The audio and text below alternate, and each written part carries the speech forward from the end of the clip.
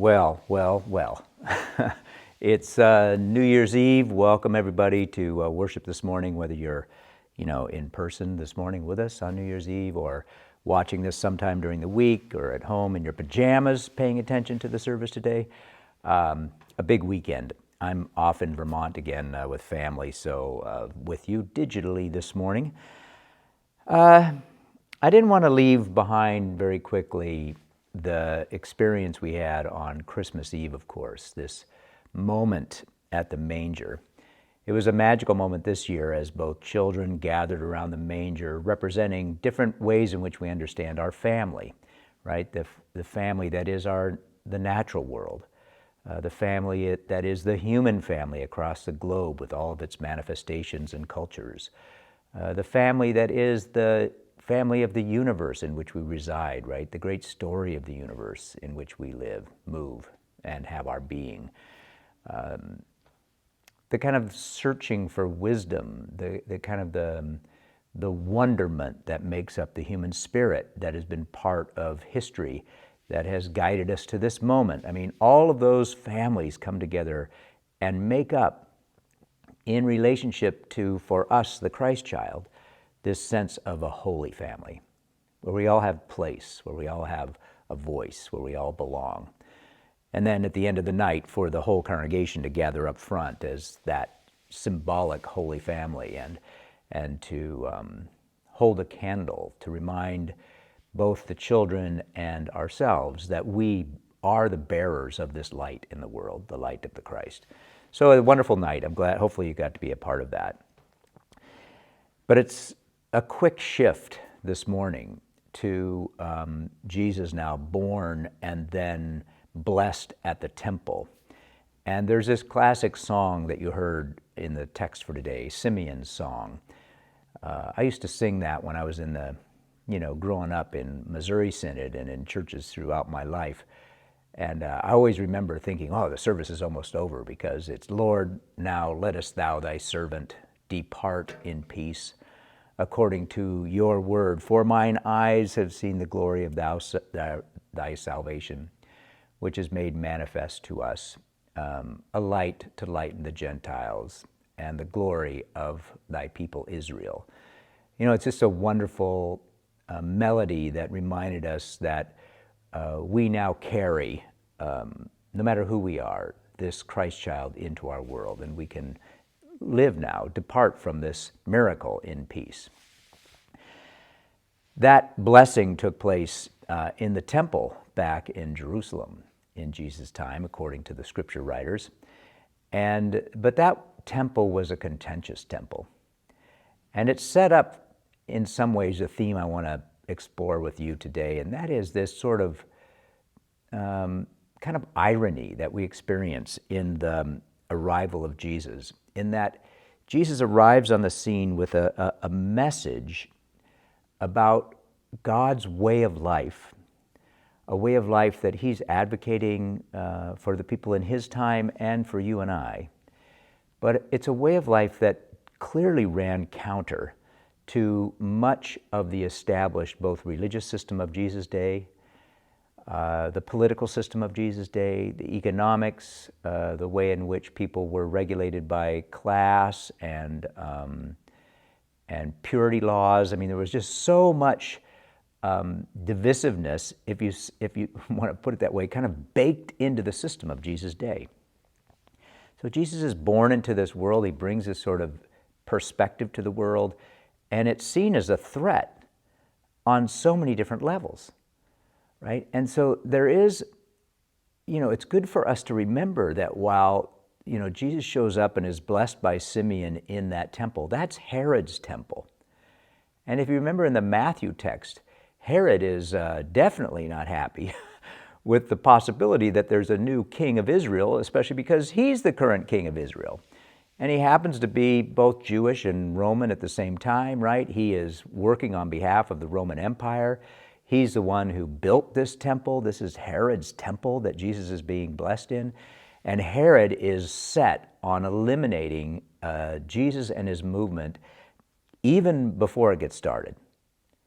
And so at the very birthing moment of what we understand God to be present in the world, at that birthing moment, Herod sets out to eliminate Jesus, even in the first few years of his life. It's a story maybe you remember about the way in which Herod sent out people to destroy any male-born children 2 years old and younger. And while there's no real historic record of that, in my mind, it mirrors what the gospel writers are trying to tell us, right? That both at the beginning of Jesus' life and at the end of his life, he was a threat not only to the religious system of the day, but also to the political system of the day. Because no matter how you track Jesus, right, by the end of his life, he is obviously threatened, ridiculed, and then crucified by the Roman Empire. So from birth to adulthood, they want nothing to do with him. And two things come up for me for that, as I think about that, and maybe I want to share that with you today. One is, why is it that he was such a threat to these systems? You know, why was this innocent child, and one who lived a life of innocence and purity, according to the Gospels, right, who reflected the true Spirit of God for his time, why was that such a threat? And then, was it not just a threat to the people back in those days, but is it also a threat to our lifestyle? You know, do we kind of live in this sort of interesting relationship to Jesus as we know him today, in that we both love the character of who he is and what he brought to the world, and we also feel a little threatened by that as it calls us into a new way of thinking about ourselves and our world and each other, the way in which life is meant to be, and clearly life is not always that way. So how does that all work? So first, let's talk about sort of the threat that I think Jesus was, both to the religious institution of his day and to the Roman Empire. First of all, you can see, maybe let's back it up a minute. Paul Tillich used to understand the message of the gospel, and in his book, as he tries to unpack that, the name of that book, the title of that book is The Shaking of the Foundations. I love that phrase. It's Paul Tillich's phrase, that the Jesus movement is, and you should experience it this way, right? A shaking of the foundations. Not just of his time, but of any time. It shakes at the foundations of the way in which we construct our idea of self, of society, of relationship to each other and world. It shakes at those foundations because we have this tendency to build up sort of a contrived sense of how the world works, and we manifest it in the various cultures in which we live around the world, right? So that's kind of a hint at the power of why this Jesus movement and the way of Jesus was seen as such a threat, I think, in his time. So what were some of the things that Jesus addressed? Well, one, we know that the whole temple system was based on heavy taxation that was driven by Herod, and the sacrificial system where you had to go and buy meats to be sacrificed to God to atone for your sins, right? So the whole temple construct was a financial enterprise, not just a worship space, right? It was a legal enterprise. It was a cultural enterprise. It was the hub of life. And Jesus implies throughout his ministry that the temple and life in the temple isn't necessary for a vibrant relationship with God.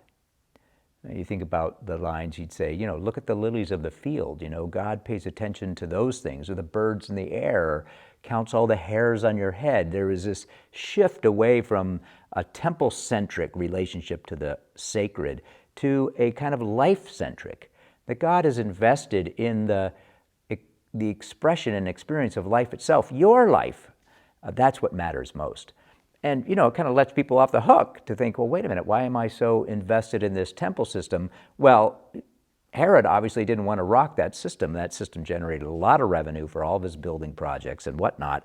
So to kind of skirt the whole temple system, both the sacrificial system and the taxation system at some level, clearly I think was a threat to the powers that be in Jesus' time. The other one is the way in which the threat to Rome, I think, was both a a counter-narrative to Rome's use of violence to maintain peace.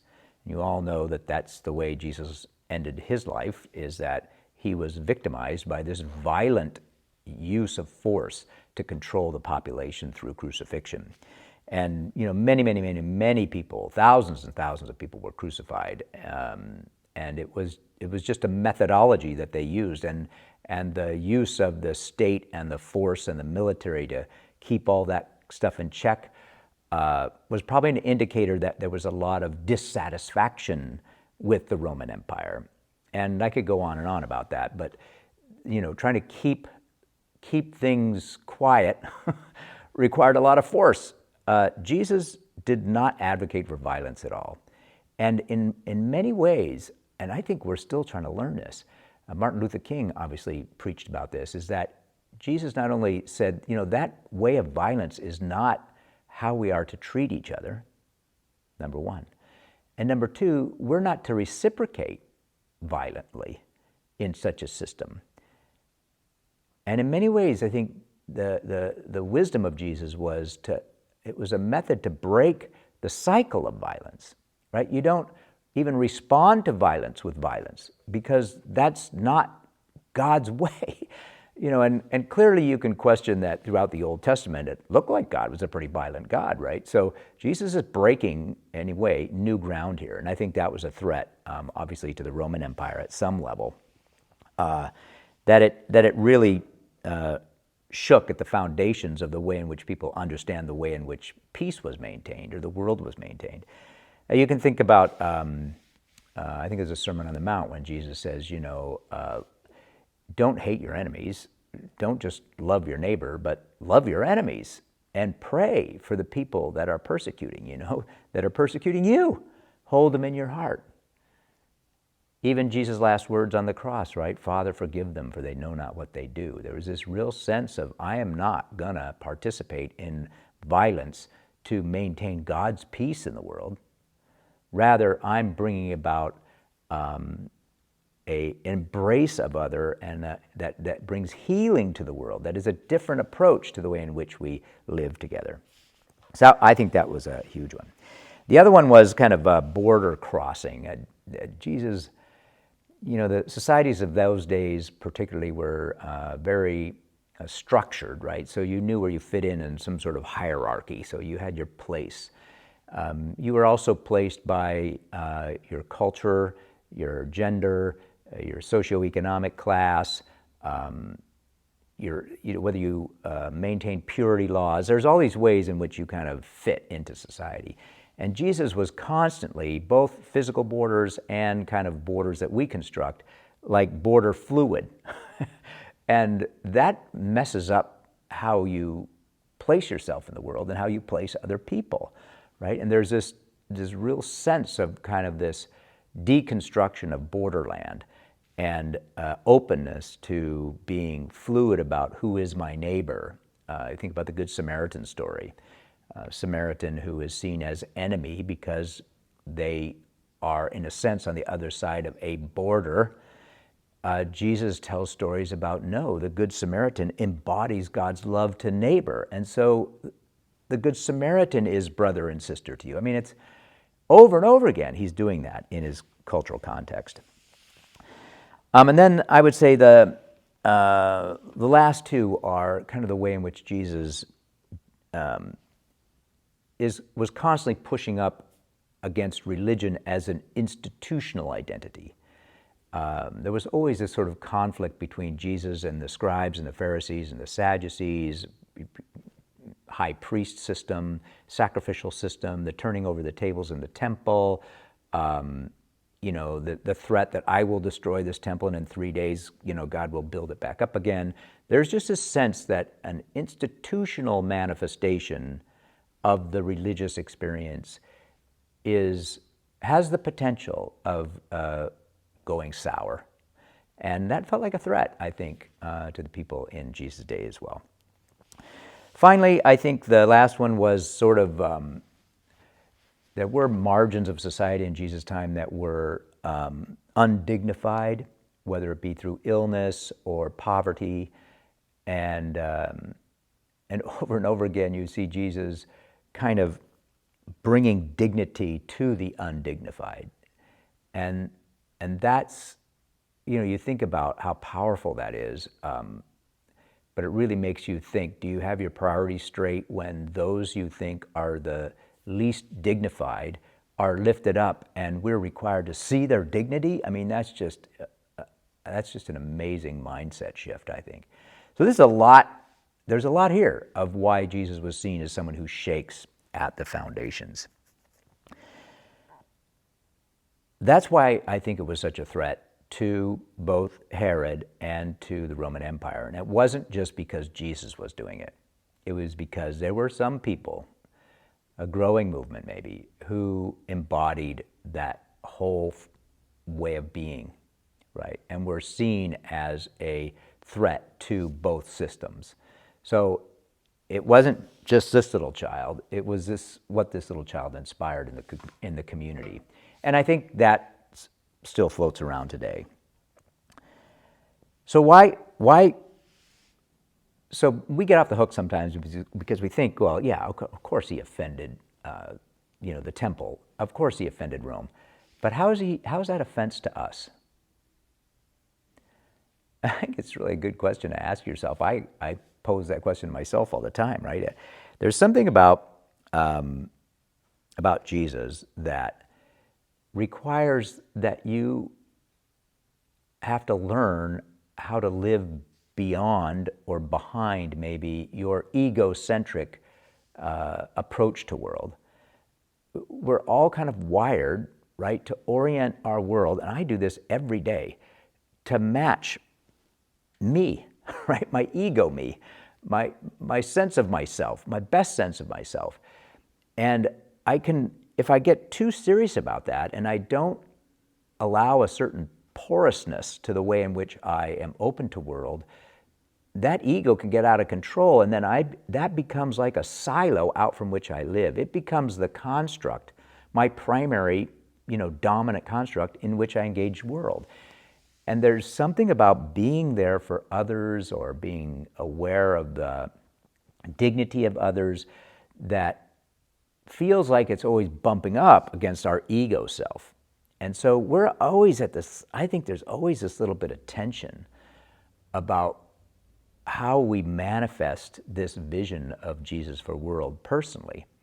And we're not always comfortable with what that looks like for us. So I think that's one of the things that I think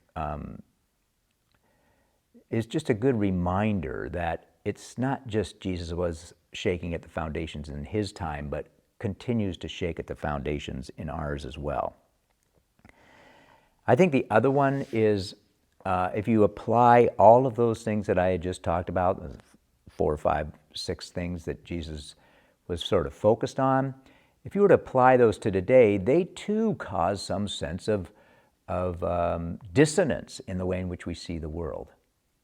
Let me give you one quick example, and then I'll finish up with a story, because I know, you got to get on to New Year's Eve.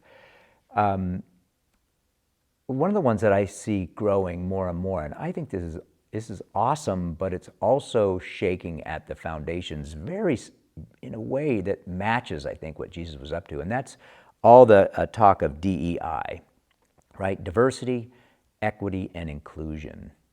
And Lafayette has added belonging to that, which I'm not quite sure what that added B is. But DEI is a sense of honoring that we live in a world that is incredibly diverse, and that we have to somehow honor in ways that are more aware and more conscious of that, how we build our societies because of that level of diversity, whether it be neurodiversity, biodiversity, gender fluidity, economic diversity, racial diversity.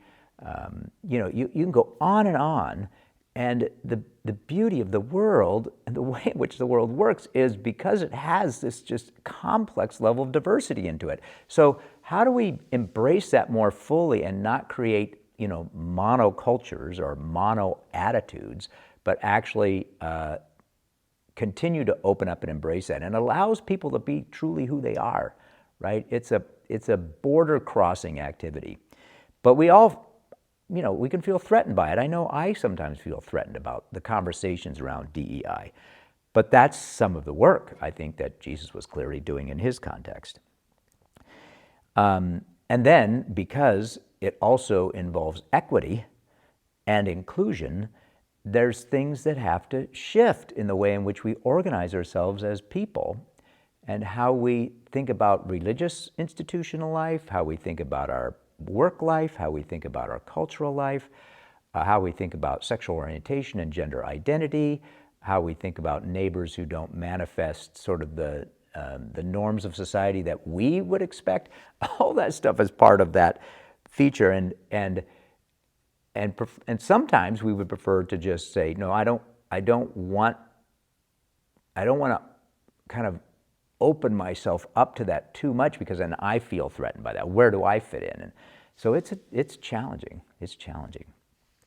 So I think I'm just here to tell you that while this was a lovely little birth, it's not easy on society, and it's not easy on us, because we have to incorporate some of the spirit of Jesus in some ways in our very lives, right? Let me finish up with a little story about how that works, and maybe I'll come talk to you in story form now if I can do this. Yeah, oh, this feel weird that I'm now getting closer to you? So I'm a huge, how long have I gone on here? Oh my God, 21 minutes, I'm so sorry. Let me do this really quick. So I've always believed that, that great fences make for great neighbors. The bigger your fence, the better your relationship is with your neighbor.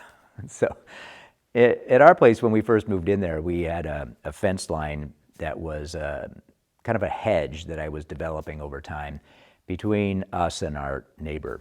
And it was low. I could talk to the neighbor over the fence line. It was just kind of open territory early on.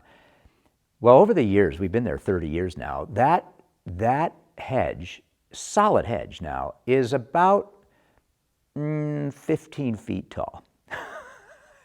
And it's the best neighbor fence you've ever seen, right?